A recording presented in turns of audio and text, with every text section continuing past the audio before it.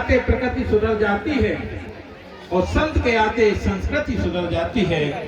संत को हम याद करें ये भाग्य है, तो संत हमें याद करें ये सौभाग्य है। तो संत के आश्रम हम जाएं ये अहोभाग्य है, तो संत हमारे आश्रम पर आए ये परम सौभाग्य है। ये परम सौभाग्य ऐसा हमको मिला है कि महाराज श्री यहाँ पर विराजमान हुए हैं और जगदीश प्रसाद जी शर्मा जी से भी निवेदन करेंगे कि वो भी महाराज श्री का स्वागत करें। भाई अलख राम जी दुबे, जो बहुत ही भागीरथी प्रयास आपके द्वारा किया गया है, आदरणीय महाराज श्री का अलख राम जी दुबे, आप भी महाराज श्री का स्वागत करें। और अंकित आर उपाध्याय जी, जिनको आप देख रहे हैं दुबले पतले, जिनका पैंट टाइट है, पूरी सेवा दे रहे हैं, बहुत ही प्रयास आपके द्वारा है। आपसे भी मैं निवेदन करूंगा कि महाराज श्री का स्वागत करें। और हमारे इस वेलफेयर सोसाइटी के अध्यक्ष भाई पांडे जी, आपसे भी निवेदन है कि आप भी महाराज श्री का स्वागत करें। और राजू शुक्ला जी का भी मैं हृदय से वंदन कर रहा हूं। आप यहां पधारे, आपका स्वागत है।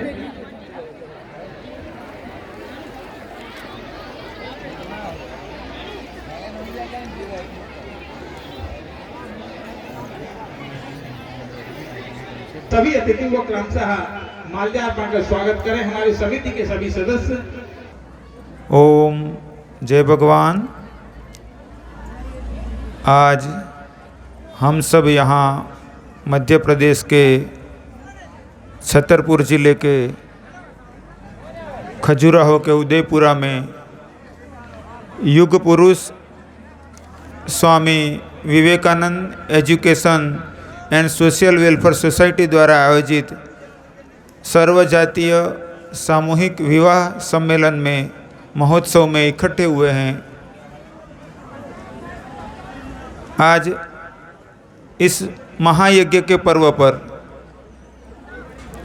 21 युवान और 21 युवतियों ने हमारे धर्मानुसार, जिसको गृहस्थ धर्म कहा जाता है, ऐसे गृहस्थ जीवन में प्रवेश करने का आज शुभारंभ किया।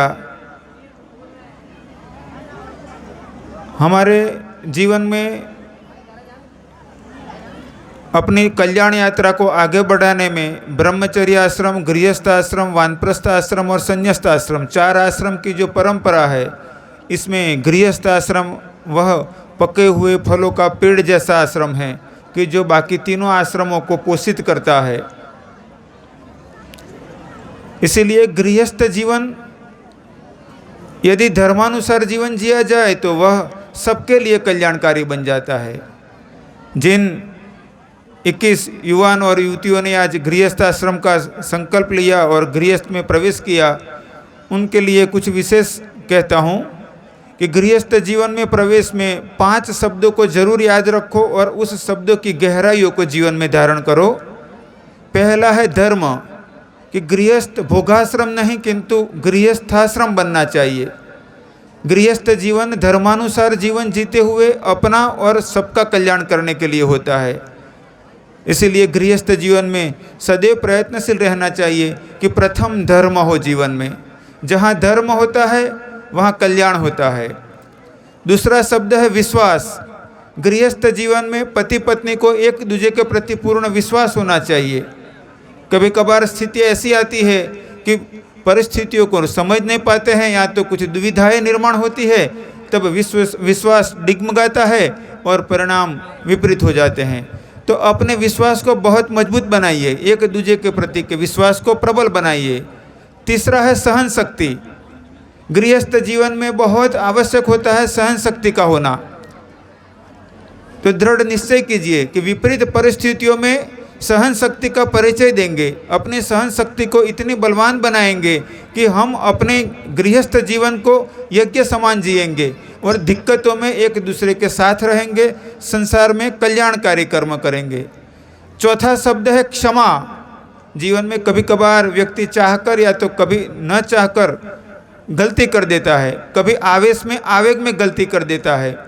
तो ऐसी स्थिति में यदि हम क्षमा भाव नहीं रखते तो गृहस्थ जीवन भी कलुषित बन जाता है। वाणी में और व्यवहार में विवेक होना अत्यंत आवश्यक है। फिर भी कभी कभार कोई स्थिति में गलती हो तो क्षमा भाव वह होना ही चाहिए जीवन में। और पांचवा है परमार्थ, कि गृहस्थ जीवन का परिणाम पके हुए फलों वाला पेड़ की भांति संसार का कल्याण करने वाला होना चाहिए, परमार्थी जीवन बनना चाहिए। जिस गृहस्थ के जीवन में धर्म, विश्वास, सहनशीलता, क्षमा और परमार्थ है, वह धन्य गृहस्थाश्रम है, उसका गृहस्थाश्रम धन्य है। वहाँ देवताओं की भी कृपा मिलती है और सबका कल्याण होता है। आप सब आज पवित्र जीवन जीने के लिए, श्रेष्ठ जीवन जीने के लिए, कल्याणकारी जीवन जीने के लिए संकल्पबद्ध होकर आगे बढ़ रहे हैं। तब मैं भगवान से प्रार्थना करता हूँ, परमात्मा से प्रार्थना करता हूँ कि आप सबको ऐसी मति दे, शक्ति दे, परिस्थिति दे, ऐसा विवेक दे, ऐसी अनुकूलता प्रदान करे कि जिससे आप उत्तम रीति से गृहस्थाश्रम में धर्म मार्ग से जीवन जीते हुए अपना साथ सबके कल्याण के लिए कार्य कर सको। यहाँ उपस्थित कुछ ज़्यादातर आत्मीय जन तो हमें पहली बार ही देख रहे होंगे। गुजरात राज्य में बड़ौदा शहर के निकट कायावरोहन नाम का तीर्थ स्थान है, करीब 5000 साल पुराना तीर्थ स्थान है। और वहाँ से भगवान शिव के 28वें अवतार लकुलिश जी का प्राकट्य स्थान, जिसे सनातन संस्कृति का प्रसार हो, योग, यज्ञ, देव पूजन, संध्या, वेद, उपनिषद, दर्शन शास्त्र, हमारी सनातन धर्म, सनातन संस्कृति की परंपरा का विस्तार हो, इसीलिए भगवान ने, लकुलिश जी ने कार्य का आगे बढ़ाने के लिए शिष्यों को आदेश दिया। मैं भी इसी कार्य के लिए भारत में भ्रमण करते हुए यहाँ पर मेरा आना हुआ। आप सबको भी मैं आह्वान करता हूँ कि हम सब साथ मिलकर हमारी संस्कृति, हमारी परंपरा का वहन करें और प्रयत्न करें कि हमारी संस्कृति के मूल्यों को हम स्वयं अपने जीवन में धारण करें और औरों को भी धारण करने में सहयोगी बने।